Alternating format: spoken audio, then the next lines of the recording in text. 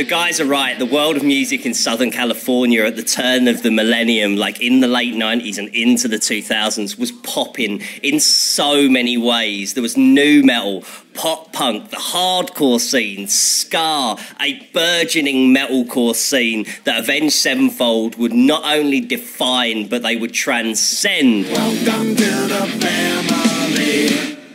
But in Huntington Beach, something else was brewing.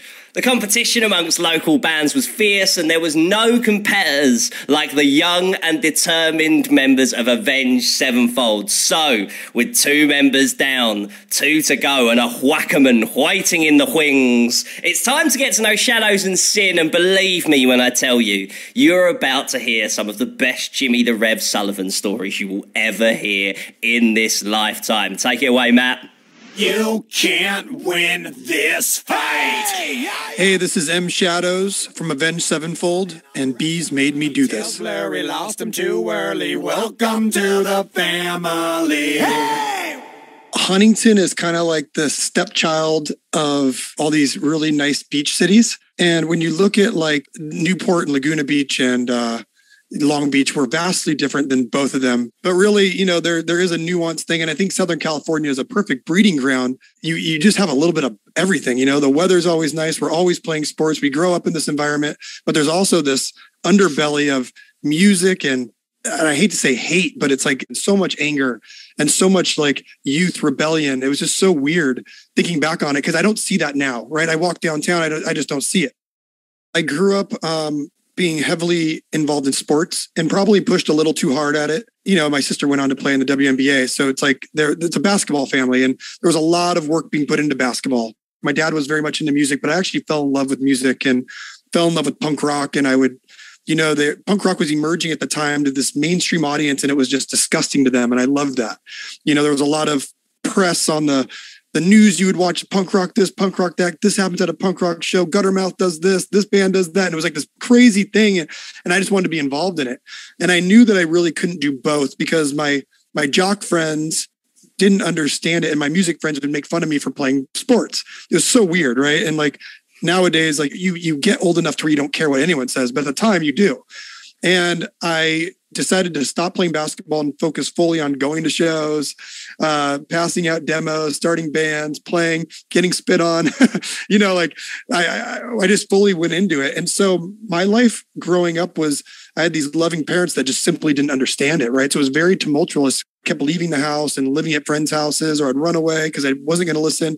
I was getting tattooed at 14. All the while, my parents were just like, if you just go to school and do this, you can live here. But if you do this, this, and this, you can't. And I was just not having it. I was just going to live. I remember that Rev was living in his car. He was living in the park. And so you had this situation that it was very strenuous, even though it didn't have to be, but because we were just so hard-headed in our belief that we were just going to do what we wanted to do. And so, you know, by the time that we kind of made amends and we were kind of starting Avenged, the parent situation to come around where they said, okay, you guys can just rehearse in the garage, just do what you want with it, but please just don't kill anybody or get killed or whatever, you know. Jimmy was so loud and so obnoxious, and he was always the talk of the parents, right? Like, oh, it's that guy. Like, don't ever hang out with that kid. I remember I was picking up my sister from her lower school when I was in middle school, and Jimmy was up in a tree. And everybody, all the principals and teachers were yelling at him to get down. And he was just making noises at them. He wasn't even speaking English. He was just making noises, mocking them all. And it was a perfect example of my mom saying, you will never hang out with that kid. Now, when we got into basketball camp together at Ocean View, one day I was supposed to just walk home and, you know, back and forth or ride my bike to camp and back. It was like right across the street. We end up leaving that day and he goes, hey, can you give me a ride home on your handlebars? And I said, sure. I knew where he lived. He was a legend, right? But I knew I shouldn't be hanging out with him. So we're riding home and it happened to be trash day. So all the trash cans are out front and he just starts kicking over every trash can on the way home, all the trash into the street, like every house. And I drop him off at home and I was like, dude, that was like such a rush. It was so cool. Like people are chasing us or they're fucking pissed. They're yelling and we're just riding faster and faster. So he says, come back over in like a couple hours. So I don't tell my mom where I'm going. And I go back over to Jimmy's house and we go do the next neighborhood. And so then it spawned this friendship of just misbehavior and fun and just craziness. Yo, what's up? I am Sinister Gates of Avenged Sevenfold, and NFTs are a scam. I definitely come from a musical family. A lot of music on my dad's side of the family, although my mom can't ever stop her from singing and dancing. She sings perfectly in tune, has a great voice, but not musical on that side, aside from, talent, having it genetically.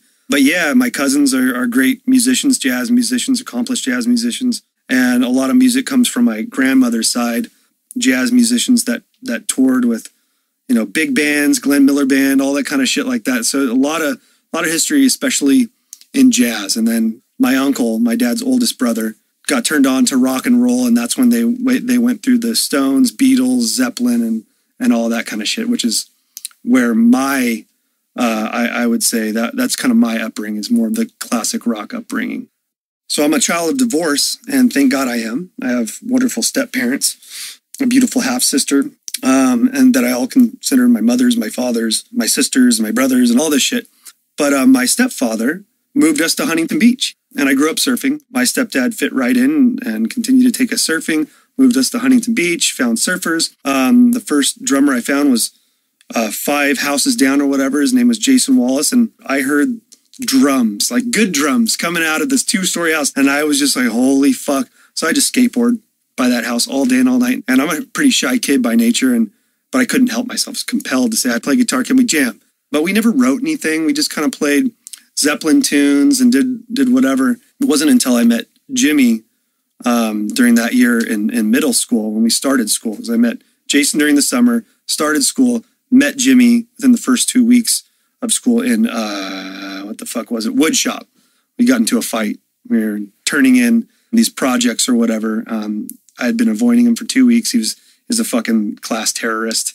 Only class I had with him, scared everybody to death, picked on everybody, but he wasn't, he wasn't malevolent. He was just trying to have fun, and it was just intimidating for a lot of us shyer kids. Anyway, he was in front of me in line, and he just turned around and just must have sensed me and my fear. And he's, what the fuck did you make? And poked at me or something like that. And I went blind red, and I hit him. I hit him in the chest. I was scared. Obviously, if I wasn't, I would have hit him in the face. We got sent outside, and we just started talking and hit it off right away. I think for 2 seconds, I poked a little fun at him, like, oh, you play drums, huh? Family of musicians. I'm fucking egotistical maniac at fucking 13 years old, right? And he just could wax poetic on same musicians that I was into, same music and stuff, and then certain things that I wasn't privy to. And we went home that day, jammed on my brother's drum set, and I was blown away. And my dad's quoted as saying this as well, that he had the same amount of chops that he did the day that he died from the day that my dad met him. The only thing that changed was polishing. Kid could absolutely fucking play anything. It was pretty incredible. Hey, this is Brooks Wackerman, and I play drums in Avenged Sevenfold, and I am 100% man. I grew up in Seal Beach. It's a very small, quaint town. You don't need a car to get around. And then I moved to Long Beach once I met my wife. But yeah, Seal Beach is my stomping grounds. I flew out of my mom's womb with drumsticks in my hands, according to my brothers and my father. I come from a very musical family. My dad's been a music educator for over 60 years. All my brothers are professional musicians. My brother Chad played with Zappa for 10 years.